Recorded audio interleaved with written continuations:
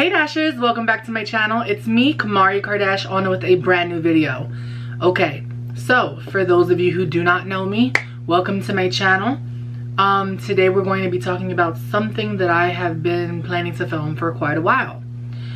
If you guys previously followed me on my old YouTube channel, you know that I look a little different from before.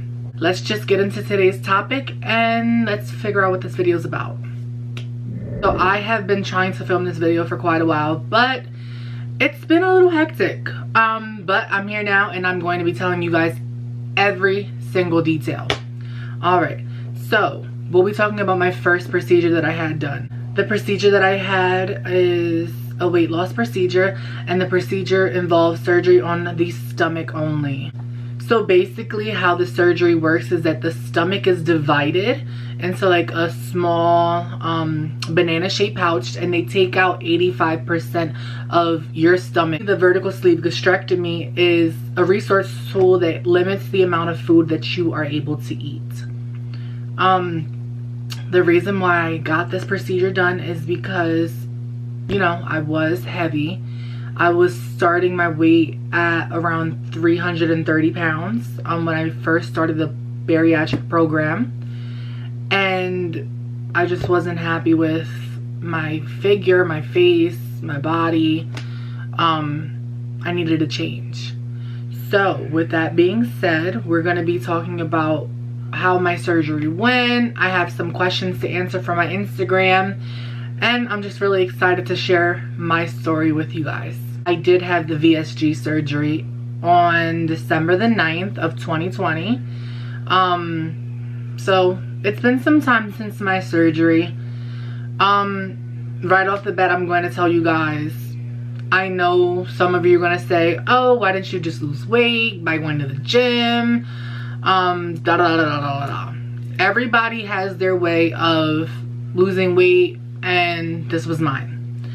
I'm just gonna put that out there because like I said, I know that some of you are gonna criticize and say, you know, you took the easy way out, and honey, it wasn't easy. All right, so obviously if you are looking into doing this surgery, you have to seek a bariatric program near you.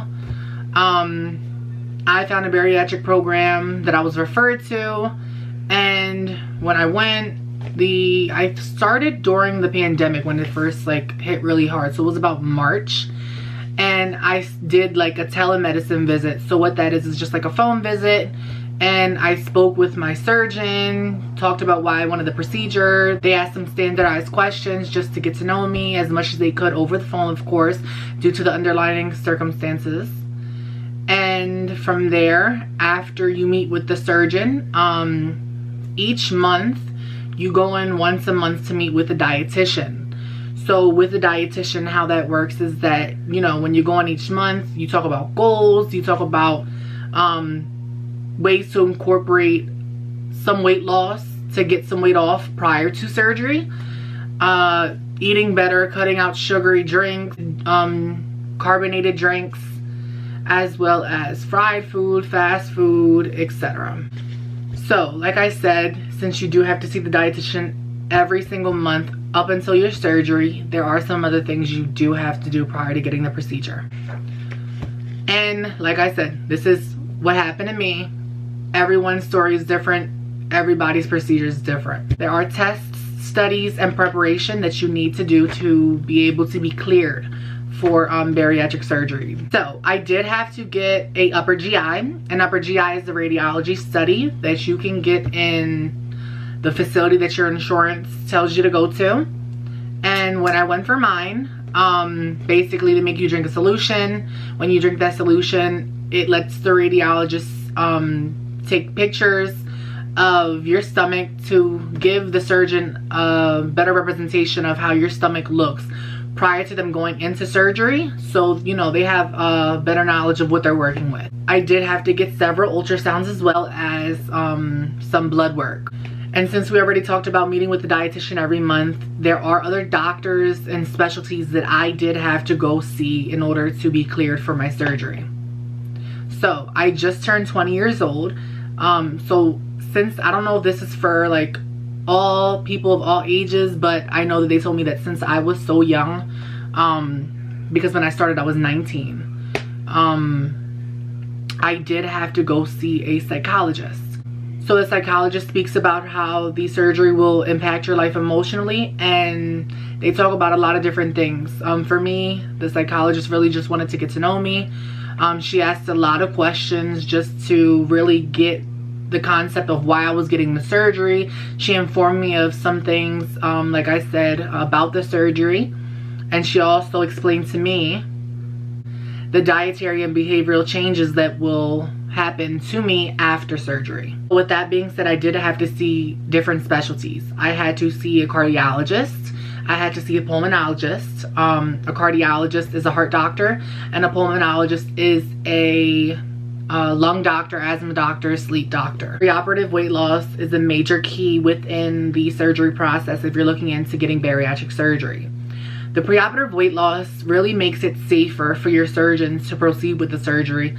With obese patients, it helps shrink our liver so that it helps the surgeon have a successful procedure. And the reason why the liver needs to shrink is because when the surgeon is performing the bariatric surgery, they lift up the left lobe of the liver so that they're able to operate on the stomach. Throughout the months of the dietary consults, which were with the dietitian, of course, they help implement dietary changes. So for me, it was like stop drinking soda, not as much juice. If you're gonna drink juice, make it diet juice. A lot of water, of course. Cutting out fried foods. So if you're looking into getting this surgery, I know at first you're like, oh my god, I have to give up fried food, takeout, pizza, Chick-fil-A, McDonald's, any takeout you think about, you're gonna have to give that up. With a 2-week liquid diet, it was like withdrawal for me. I was drinking Special K shakes. If you guys don't know what that is, it's just like a protein shake. They come in a lot of different flavors. I was drinking strawberry, vanilla, and chocolate. The 2-week liquid diet was hell for me. Your body is so used to taking in so much food or whatever it is that you eat, junk food, all of that. On the 2-week liquid diet, you can't have anything solid. So for example, the things that I had was broth. So it's chicken broth. It's not even like a chicken noodle soup. It's just broth. Beef broth on top of the protein shakes, and Jello, water, stuff like that, and sugar-free popsicles.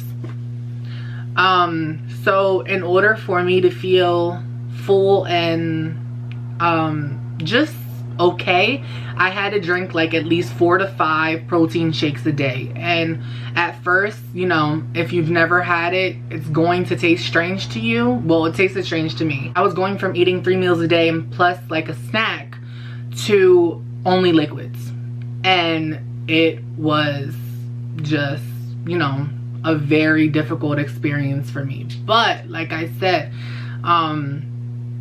people talk about how surgery is an easy way out, and it's not. Like, there are some things that you really have to sacrifice. There are some things you have to give up. There's some things that you have to change. So it's a whole different lifestyle. So the first 2 to 3 days were very difficult for me. I honestly just felt like I was going through withdrawal. I had a headache. I just felt very fatigued. I didn't want to talk to nobody, and I just didn't want to be bothered. So it was a very interesting 2 weeks. After the 2 weeks is up, you know, you've noticed that you've lost weight, obviously, because you're not taking in as much food as you were before. And the 2-week liquid diet is the main reason why they do that, because they want you to get as much weight off as you can prior to surgery. The day that my procedure came, which was Wednesday, December the 9th of 2020, I showed up to the hospital, I think around 6 o'clock in the morning, and my surgery was scheduled to happen at 7 o'clock in the morning. Check myself in, you know, now because of COVID, you're not allowed to have any type of visitors with you, which sucks, but I had to do what I had to do. So I went in there alone, made sure I had my bag with me full of my clothes, because obviously I would be staying sometime in the hospital. The day of my surgery, like I said, was scheduled for 7 a.m. Prepping for the surgery, I went back into the pre-op room and they were just getting me ready, changing me out of all my clothes, putting a medical gown on, putting a medical cap on to hold back my hair. I would be undergoing anesthesia as well as being intubated while the surgery is being performed. So they told me that the surgery, I believe, takes 1 hour and 30 minutes. And once they hit me with that anesthesia, I was knocked out. All I remember is going into the surgery room, looking at all the medical staff that was inside of the surgery room, prepping for everything, and then they put the anesthesia on me and I was knocked out. When I woke up, I was in the ICU. When I woke up, I was in recovery, and I was just waiting to be transferred to a patient room.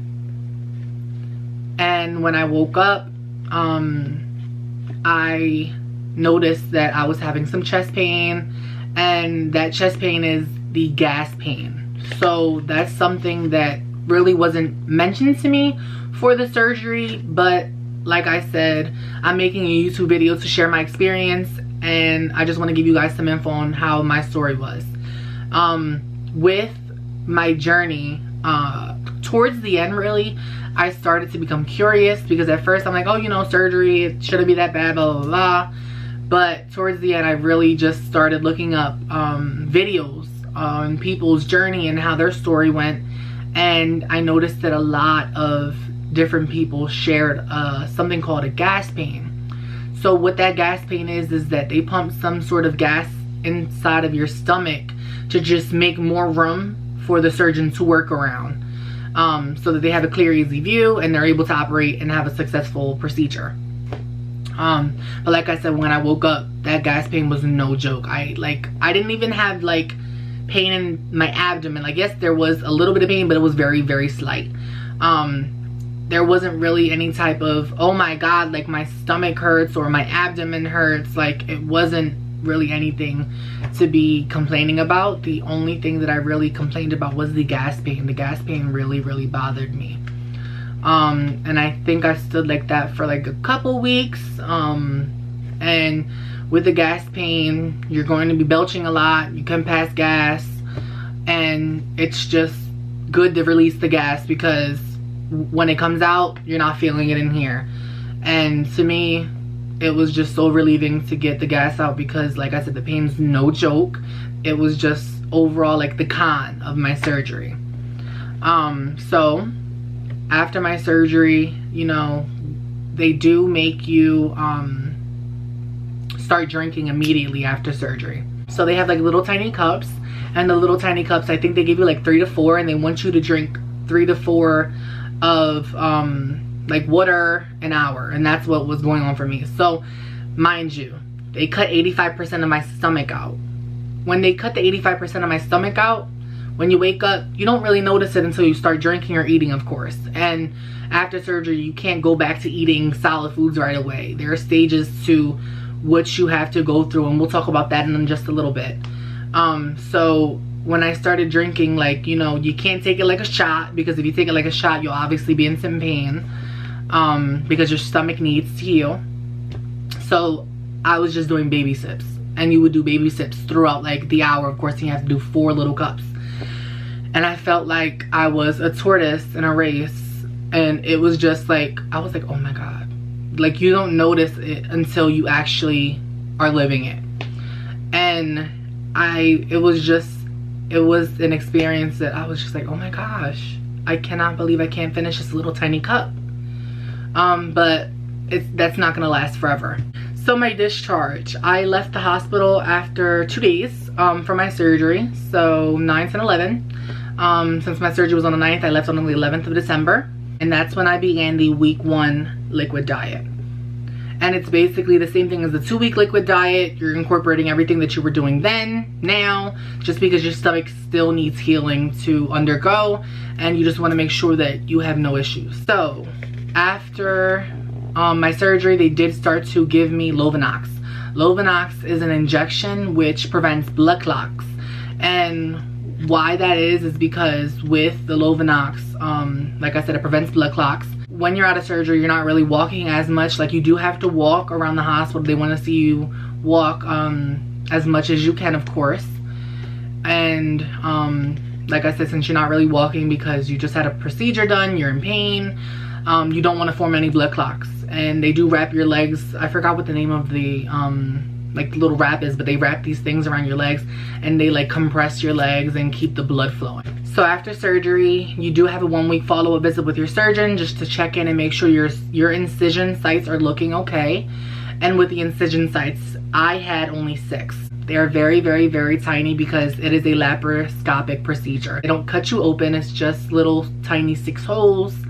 And that's really it. So after the surgeon's visit, when they check you out and make sure everything's going as planned, you do have to get another upper GI just to make sure that there is no leak, that everything looks fine.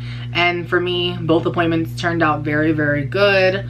The only thing that I really struggled with was dehydration. And like I said, after surgery, they take out 85% of your stomach. So with me, I wasn't hungry, I wasn't thirsty. I just, like, I had to be forced to drink. Like, I had to set an alarm. I had to every 5 minutes take a sip of something.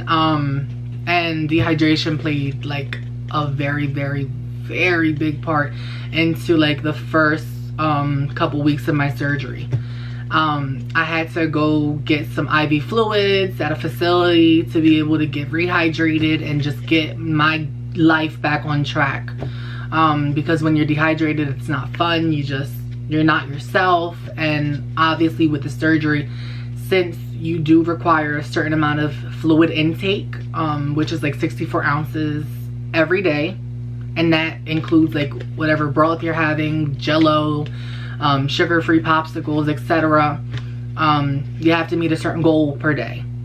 And I wasn't meeting mine for a little bit. It was a difficult first couple weeks, but after, you do move throughout stages like I was speaking of before. And with those stages, there are stage 1 is a clear liquid diet. Clear liquid diet consists of water, sugar-free non-carbonated beverages, chicken, beef, or vegetable broth, sugar-free popsicles or Jello, and decaffeinated coffee or tea. With stage 2, you immediately advance a couple days after your surgery. That is considered a full liquid diet. And that would be days 4 to 14 of your surgery. When you have that diet advancement, you get to have things like skim or 1% low-fat milk, protein shakes, of course. And the protein shakes for me did change from before and after surgery. Before, like I said, I was drinking Special K.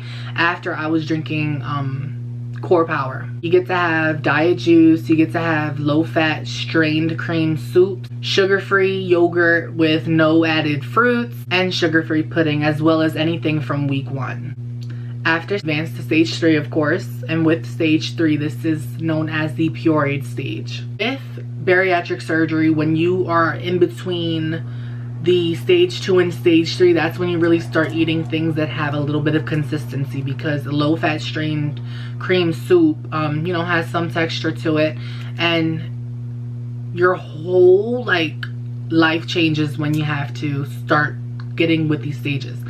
You have to eat very slow.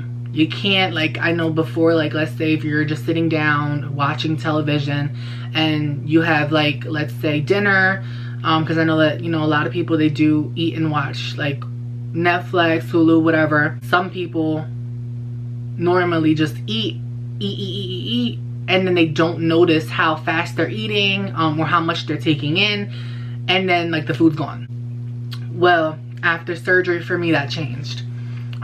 Like I said, I had to eat really, really slow, and like you have to just make sure you're eating slow, because if not, you will get pain. Thank God for me, I didn't like eat fast, because I know that I didn't want to be in any more pain than I already was. I did take my time eating. You know, you take like 20 to 30 minutes to eat. And this is another like rule that you have to follow when you do bariatric surgery, when you do start eating. It's called 30-30-60. So with that, basically what that is, 30 minutes prior to eating anything, you do have to stop drinking fluids. You You have to take 30 minutes to eat whatever meal you're having and 45 minutes to an hour to be able to drink anything again. And why that is because, you know, you want to make sure that you're taking in everything that you are eating, since you only have a tiny stomach now, since they did cut 85% out. And you just want to make sure that you're able to digest your food. I saw on an article that if you do drink at the same time as you eating, it can cause you to have some pain, and I think it does send you to the bathroom with diarrhea. And with bariatric surgery, since you do have to meet certain goals every single day, they do ask you to record your fluid and food intake. With that, you also have to take certain vitamins. So like for me, it was like B complex and Tums daily, as well as a B12 weekly. So for the period stage, the foods that you are allowed to eat is anything that is just like mixed up, like chopped up in like a blender. It's like pureed chicken, canned tuna, fish that could be like fork smashed. You can have eggs, everything from week 2 and week 1. You can have pureed beans. So for me, I wasn't someone who was excited to have pureed food. You know, it's like, oh yeah, I'm gonna go get chicken and just throw it in a blender. I wasn't too excited about that. But like I said, this is my version of how my surgery went. Everybody's different. If you like to have pureed chicken, tuna, if you like eggs, you know, you can go ahead and eat those if you're getting the surgery and if you're on week 3. But for me, what I really did, I did potatoes and cereals. I was having mashed potatoes and farina, which is like cream of wheat in English. And I bought a protein powder. It was a flavorless protein powder that I got off of Amazon. And you just put it into your food. The mashed potatoes were cream of wheat, and it gives you the protein that you need in order to meet your goals, as well as, you know, drinking your protein shakes. So right now I am on weeks 5, 6, and 7, and this is like my soft stage. So with the soft stage, it's a transition of foods that you can tolerate. Everybody is different, and the procedure gives them different results. Things that I'm able to eat now include things like soft fish, low-fat cheese, because that's what I was advised to do. So I had some of that. Well-cooked vegetables, thin crackers, toast, and then of course soft proteins. I believe I'll be on this soft phase for like a week, 2. It's like 2 to 3 weeks, I think. And then your dietitian will call you from the bariatric office, and then they will follow up with you to see how things are going. You just tell them what you had, and then they will give you another advancement to just be on regular food. And with the regular food, like I said, you have to just go with things, like go with the flow type thing. You just want to make sure that you're being able to tolerate certain foods and make sure that you're able to get everything in and keep it down. Because like I said, everybody's different. So like, let's say you have some type of ground meat. You're eating it and it just doesn't settle right with your stomach. Like you just can't tolerate it.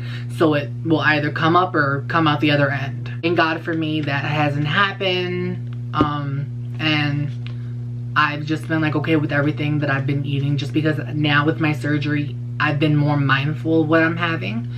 And I just want to make sure that I keep the weight off. So with the weight loss, like I said, I started at 330 when I first started the bariatric program in March. And from March all the way up until December, I went from 330 to 296. 296 was my weight prior to the surgery. So from March to December 9th, I lost 34 pounds. And when you start doing like that 2-week liquid diet, I swear the only thing that I felt good about was watching the scale just down, down, down. It just kept going down. And I was like, okay. I was just very excited to see that my weight was coming off so fast and so easy. And like I said, the weight prior to surgery was 296. After surgery, throughout this whole process of the stages, if you follow me on my Instagram, you know that I was posting my scale and like my weight loss, showing you guys how much I've lost within like the number of week after week after week after week. And it was just a tremendous amount of weight loss. And after surgery, you know, that's when the weight just falls off. Like it's just like fast. And well, for me it was fast. I went from 296 to now weighing 258. I've lost about 38 pounds so far. And like with me, I've noticed a lot of different things. Like my face is just slimmer, my arms are smaller, my hands are smaller, my feet are smaller, my legs and thighs of course are smaller. I fit into smaller clothing. Like I used to wear 2 to 3X, and now I'm wearing like an XL 1X, and it's just like the best experience when you go into a store and you're like, oh my god, that's so cute, and now I'm able to actually say, you know, I can wear that because I can fit it. And that's like another reason why I really got the surgery, because, you know, growing up I've always struggled with weight loss, and now with me transitioning from male to female, I see this version of myself and I just have to get to my goal. So I just wanted to use this surgery as a resource tool to help me get to where I want to be. I still have so much more weight to lose and a lot of different things that I do have to do to continue to shape and make sure I get the body that I want. Okay, so now we're going to answer some questions from my Instagram. I did put a little story there, and some of you guys did drop some interesting questions that I would love to answer for you guys. So the first question is, do you strongly feel as though that you have a solid support system? The answer is yes. With this surgery, something that the psychologist did ask me is, do I have a support system? Because without a support system, they will not allow you to have the surgery. They wouldn't have allowed me to be cleared for the surgery if I did not have a support system. With my support system, my family is just very supportive of everything that I'm doing with my weight loss, my transition. And I have very few friends that do support me in regards to that as well. And I'm so super grateful because, you know, when you have those people there cheering you on the sidelines, it's just the best feeling ever, because you're just like, wow, these people are in my corner and they're gonna back me up no matter what. The second question is, how does it finally feel to start the process to getting to where you want to be? I'm very happy where I am now, because obviously I am losing weight, but I am also very excited to see what the future holds for me. The third question is, how's the healing process going internally and externally? So the healing process in the beginning, like I stated previously, it was a little rough just because I had to adapt to my new body. I had to change the way I was living. I had to change the way I was drinking. I had to change the way I was eating. I transformed into a different person, and it's so funny because like with my family, after surgery, every day that I would come downstairs, either my parents or my sisters would say, oh my gosh, you look like a completely different person, or you know, your clothes are getting big. So it's like, you know, you start to notice different things that really contribute to where you want in regards to weight loss. So externally, with my body, the healing process is going pretty well. My incision sites look good per the nurse practitioner, as well as like, you know, I'm losing weight, so I'm getting skinnier, and I'm noticing that certain parts of my body are starting to look very different, slimmer. So yeah. The fourth and final question is, do you have any worries of any kind? Now, since I have already had the procedure and I am like 50 something days out, I don't really have any worries anymore. Prior to surgery, I wasn't really worried because I felt super comfortable with where I was going for the bariatric office. The staff is amazing. The surgeon is amazing. Like everyone there really is just so, they treat you like family. Like they're so freaking nice. And they just make you feel at home. They want to make sure that you understand the concept of what this surgery is, what it offers, and how you have to control yourself in regards to using this as a tool to help you live a better life. The only thing I really was worried about was the day of the surgery when I got there, just because with COVID you are alone. So you go in, you have to wait by yourself, you have to sit there by yourself, you don't have anyone there physically to support you. And that was really the only time I felt like upset, or like I was worried, like, oh my god, I'm here by myself, no one's with me, I'm gonna wake up alone, I'm going to just, you know, be there alone in the hospital. But I'm glad that we do have the technology that we do, that I was able to FaceTime my family and see them virtually, because it's better than, you know, nothing. But anyways, I do want to thank you guys for tuning in today to my first official video on my new channel.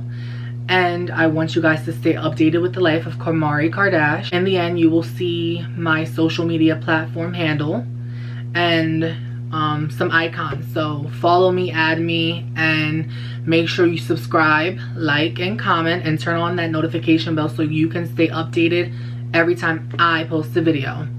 Thank you guys for watching. Bye, Dashers.